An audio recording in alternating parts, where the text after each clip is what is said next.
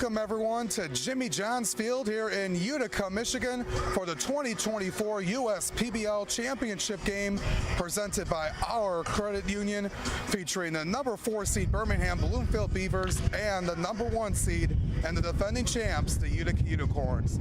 I'm Alex Johnson, along with my partner here today, Tom Cavanaugh. Should be a great one on our hands. Coming up on the pregame show, we'll have a lot of people coming on here on the show as we get ready for the championship game. We'll have Andy Appleby, the commissioner and CEO of the USPBL.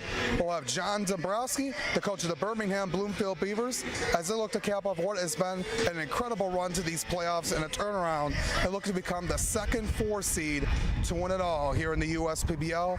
And we also have the Unicorns head coach, Pat Adams, who is looking to get this team another championship to win back-to-back and their 5th title in the last 6 seasons. Should be a lot of fun, folks. The pregame show starts up right next, right here on the USPBL Network.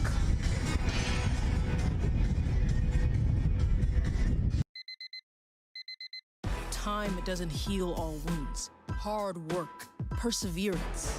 And we do. We're fighting cancer with proton therapy. And music therapy. We're turning back the clock on Parkinson's and outsmarting blood clots in seconds. Instead of days. Because this is her time. His time, your time. And it's time to show we can. Corewell Health. Welcome back, everyone, to our pregame coverage here of the 2024 USPBL Championship game presented by our credit union. I'm Alex Johnson, joined now by the Commissioner and CEO of the United Shore Professional Baseball League, Andy Appleby. I want to say thank you for coming on here to talk with me for a few minutes here today. Oh, Alex, I love doing the end of the season interviews. Yeah, it's been really good here. It's been a great season here today, Mr. Appleby, and it's been a lot of fun, and it's been a great year. A lot of been close games. All the teams have been competitive here this season. It's been a lot of fun for the fans to enjoy. It sure has, and Alex, we've been so blessed by this great weather. It's a little chilly today, but the sun really makes up for it. You know, we had just great weather throughout the summer and fantastic attendance. As you said, great baseball, lots and lots of really good players out here. We've got now 53 players that have been signed out of here by major league teams and 6 guys in the majors, so I'm not sure I could really envision a more successful operation than we've had over 9 years. Yeah, it's been a lot of fun over the last few years, and when the league started in 2016, seeing 53 guys make it into the major league organization farm systems, having another 6 players go all the way up to the majors. Yeah. It's been phenomenal to see. Well, it really has, and if we could call any of those 6 guys here right now, they would say that, you know, without the USPBL, they may not even be playing baseball, which is so great and very heartwarming. Whenever I see one of our kids throw a pitch in the majors, it really darn near brings tears to my eyes. Yeah, it's been really good to seeing those guys having so much success out of the USPBL into the major leagues. It's been really fun to watch, and I want to go talk about this year as well. What are your overall thoughts from the start of the season till now on how great this season has been? Yeah, so you know, from a fan perspective, again, having all this great weather has been great. The fireworks have been wonderful. The bands, all of our shows have been really well attended, and you know, we just keep doing more and more, and we just try to make every part of our operation better, from the baseball to the client service to the guest service of the fans in the stands. And you know, I'm all about continuous improvement, not just standing on our laurels, and that's the reason that we continue to get better and better from a league perspective. When most leagues or most new ballparks start to go downhill after a couple of years, we're stronger than ever here. Yeah, it's been really great to see, and everything that's been going on here at the ballpark, for all the promotional nights that happen out every night, the fireworks on Fridays, the Sunday fun days for the the young fans. It's been really great to see it. It's, family entertainment has been first class all year long. Well, we didn't like any part of the pandemic for sure, but if there was any blessing, it was that fans, although they always appreciated us, they seem to appreciate us more for our family values, affordable, great entertainment. We're very patriotic here, as you know. You can check your politics at the door and just have a great, I just can't even imagine a place that has more Americana than we do. Yeah, it's been really great to see, being around the area. It's been a lot of fun to watch, and I want to get more into the game here tonight. The Beavers and the Unicorns. The Beavers having a great year, coming out as a 4 seed, making it all the way to the championship, trying to be the second 4 seed to win it all, and the Unicorns trying to defend their title. What are your thoughts on this game here tonight? Yeah, so we had this same matchup a few years ago, and in that I had the Unicorns as really prohibitive favorites. They had one of the very best teams. They had several of the best players we've ever had in this league all on one team, and I didn't give the Beavers much hope, but they had 4 or 5 home runs in the game and won, I think, 9-8. I think this game today is more of a pick'em. I think that the Beavers have a lot of great players. The Unicorns have a lot of great players. So I think you could go either way with this one. Yeah, it'll be a great one here tonight regardless. It's been a great year, and looking forward to what's going to come with the 10th season coming up next spring. Yeah, so we've got a lot of plans to rehabilitate the ballpark a little bit, just from some of the infrastructure things that we need to correct that no fan here would see or know about. And we'll probably work on our scoreboard a little bit, and perhaps build another deck in one area or another. And then, of course, we'll have a lot of 10-year anniversary fan contests and promotions. Yeah, I'm looking forward to it. I wanted to say thank you again for taking the time to talk with me today, Commissioner Appleby. I'm looking forward to the game tonight and for what's next to come here in the USPBL. Well, thank you, Alex. You guys do a great job on the broadcast, and I watch regularly. Thank you so much, Commissioner. I really appreciate it. When we come back, we'll have more coverage of our pregame shows. We're getting closer and closer to the first pitch of the USPBL Championship game right here on the USPBL Network.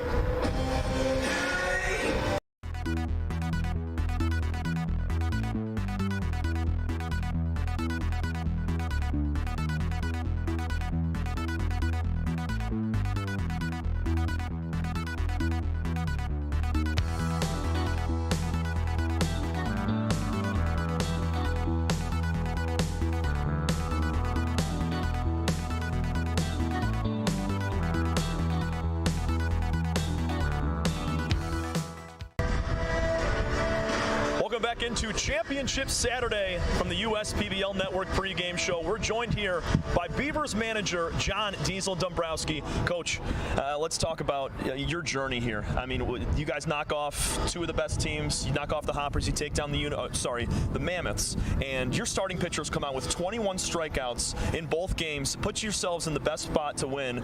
Talk about, just your ability to have that awesome starting pitch. And Sam Bass went 8 innings last night, and being able to get to this point for a championship for your 3rd title. Yes, Greg Lukanen was outstanding on Thursday night, and I've known Greg for quite a few years, and he's a guy that's gonna work hard during the week in between starts, and he's gonna prepare, and he wants the ball, and I couldn't ask for anybody better just to come out of the gate and give us a huge lift on Thursday. And then Sam Bass, who we picked up a few weeks ago, just outstanding yesterday to piggyback on top of on Greg. But you need that, and playing 3 games in 3 days with only an 8-man staff. That's incredible. Our guys are well rested in the bullpen. Which is incredible for playing your 3rd game in 3 days. You have everybody rested. You got Sidney Ferry coming out of the bullpen, Brett Irwin. We might see Lokinen at some point during today as well. But let's take it back to the beginning of this year. A 3-13 start for you guys. You weren't scoring a ton of runs. The bullpen and the starting arms were getting up a ton of runs. You had the senior showcase. You bring in some new players. Talk about the turnaround of your team and that stretch you guys went on towards the end of the season to get to this spot, because arguably you're playing the best baseball in the league. Well, when we started the league, you have guys that you're not sure what they're capable of doing, and it's a developmental league, and I'm all about, hey, giving their guys their innings and their starts, and not trying to win games right off the get-go, but to see exactly what you have. So obviously some guys had some rough starts. We got off to 3-13. We weren't hitting. Come to the senior showcase, we got some fresh arms. A few weeks ago, we picked up Bass as well. But the position players, like our outfielders, is pretty much all new from what we started with. Bean, Rodriguez, Ruiz. I think within a few games that they played, their numbers and their averagers totaled more than what we had gotten in the first 5 weeks of the guys we started with. So now all of a sudden you get some confidence, you get some swag, and the pitching staff has turned it around as of late. So when you get good pitching, you got good defense, you got timely hitting. Guys from 1 till 9 in the lineup can put the ball in play, put the ball hard. They know how to do their jobs. Some of the guys that were here to start the year, their average are much higher than what we started. So you look at, you add some of those pieces, but a few guys that have been here since the start. You got Matt Piotrowski and Ray Hilbrick. It's pretty nice when you have back-to-back years with batting champs on your team. Hilbrick of last year, Piotrowski the MVP and the batting champ of this year. Talk about what it means to those two guys to see the struggles early, but then reap the benefits late when they bring in a couple extra guys and you're playing winning baseball. Good hitters are always going to trust the process. They're going to trust their swing. If you look at how those two guys take BP, especially in Piotrowski, if he has a bad game where it goes 0 for 4, 0 for 5, he's going to be 4 for 5 the next game. He's due. And Hilbrich is the same way. Hilbrich came in a year ago at the showcase, struggled, and then probably was the hottest hitter the last 2 months to finish as a champ. And one other guy I want to talk about, your leader, Ranko Stefanovic. He has been a key piece. His hitting has only gotten better. Such a leader on this team, and from all the pregame work that you guys do to prep your guys defensively and mentally to play the ball game every single day, just give me a little bit on Ranko, your relationship with him, and how he's helped this team. Well, very, very, very hard worker. A lot of people just see the games, but Ranko puts in a lot of time with me, receiving, blocking, throwing.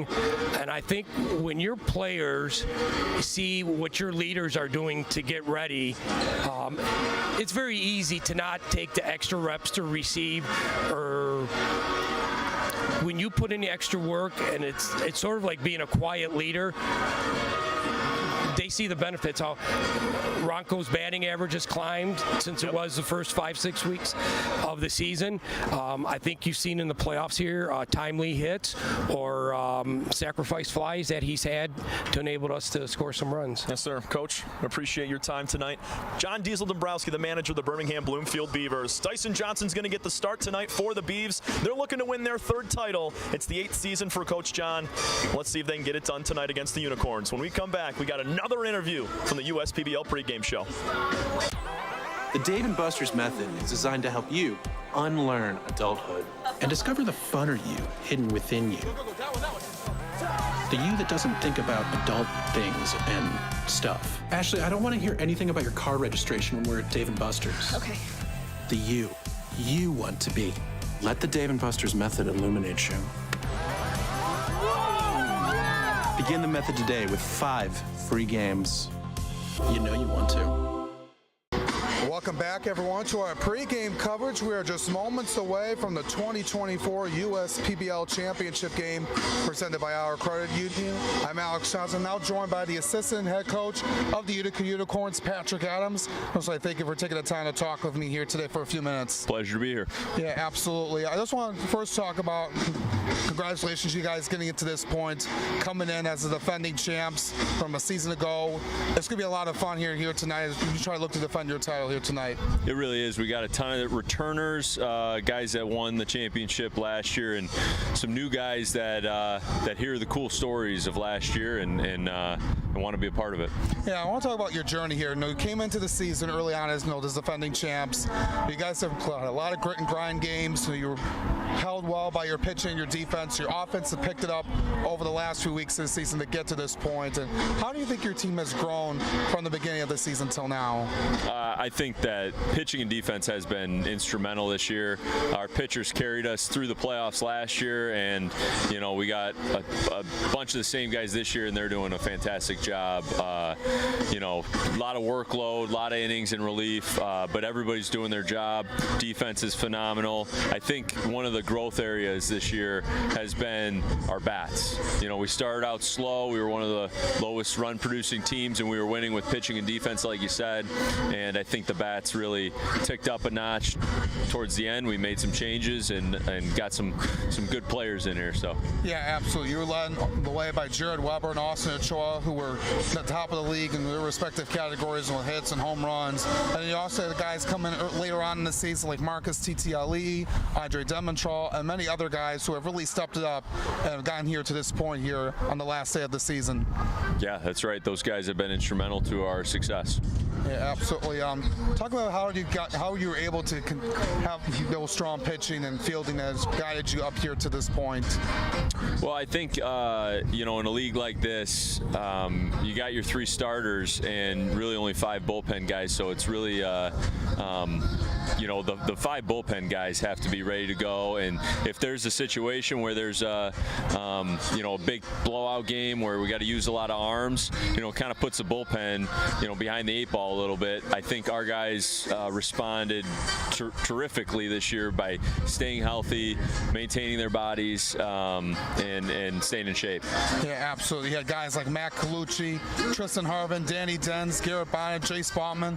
A lot of those guys who have been really huge for you guys. And how do you think that really helps out the rest of the crew when you're able to be backed up by strong pitching? It's momentum. When you're able to go out there and put up a 0 and do it in style, it just builds the momentum. So. Yeah, absolutely. They came up huge, especially Danny Denz on that game Saturday night, striking out the last 6 Mammoth batters to clinch your guys' spot as the regular season champs and getting to the championship game here today.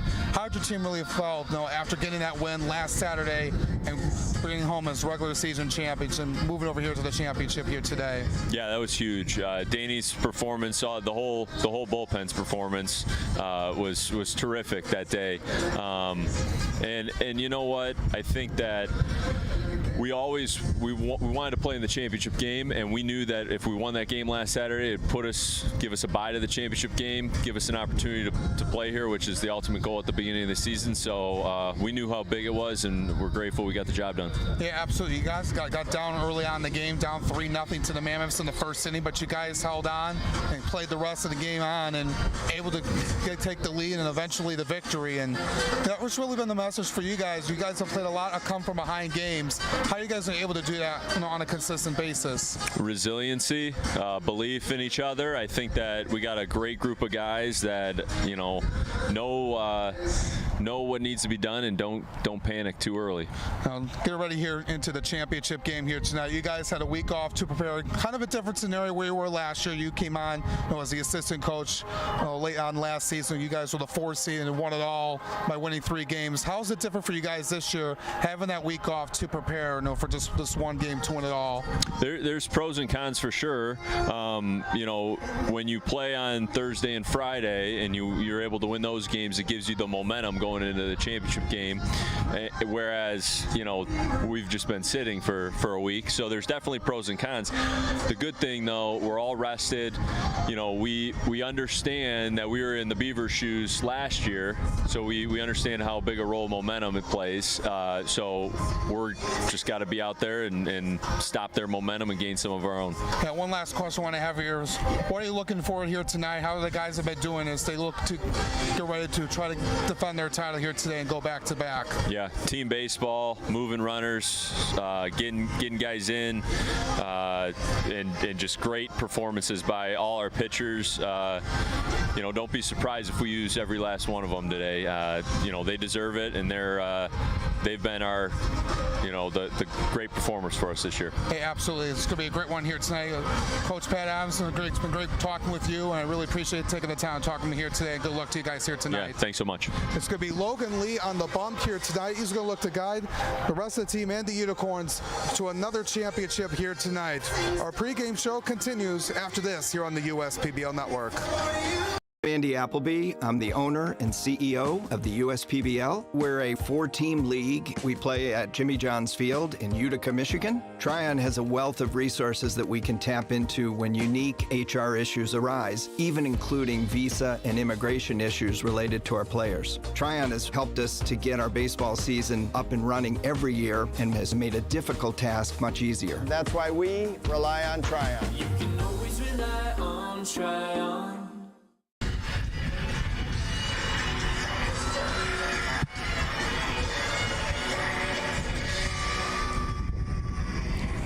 Good evening, everyone, and welcome to Jimmy John's Field here in downtown Utica, Michigan on this gorgeous Saturday night for some championship baseball. It's the 2024 USPBL Championship game presented by our credit union, featuring the number 4 seed, the Birmingham Bloomfield Beavers, and the number 1 seed and the defending champs, the Utica Unicorns, right here on the USPBL Network.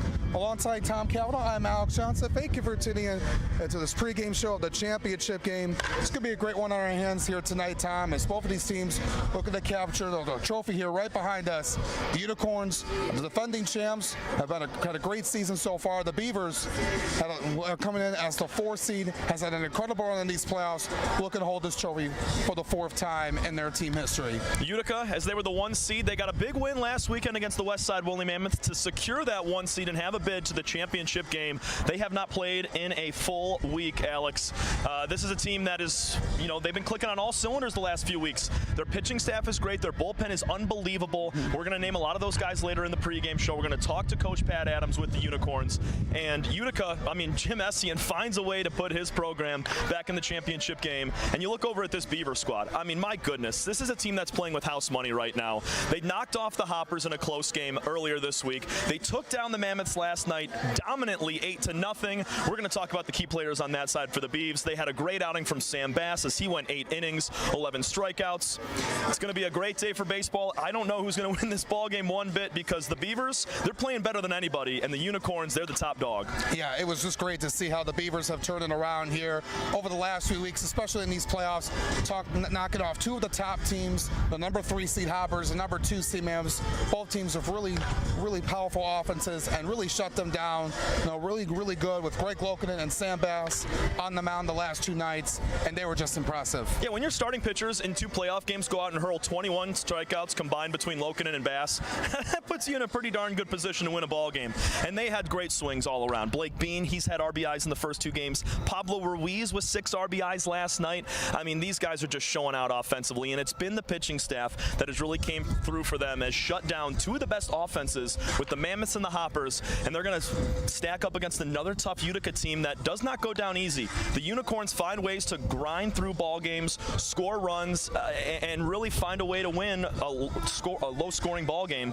So I find it to be a low-scoring game today between the 2, as we're going to see both Dyson Johnson and Logan Lee, but I cannot wait, Alex. Yeah, absolutely. That's been the memo for the Unicorns all year long, is playing grit and grind, playing low-scoring affairs, and that's how they won a lot of ball games, and that's how they won that game against the Mammoths last Saturday night in a 5-4 game.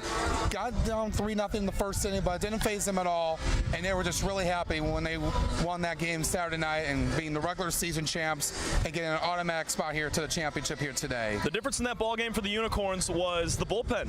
They took a 5-4 lead in the 5th inning, and Jace Ballman, Matt Colucci, Danny Dens just completely shut the door out of the bullpen for the Unicorns. They are the top relief staff in the entire league. They got a sub-4 ERA as a team, and Utica, they're going to rely on their pitching staff today to push them to another title.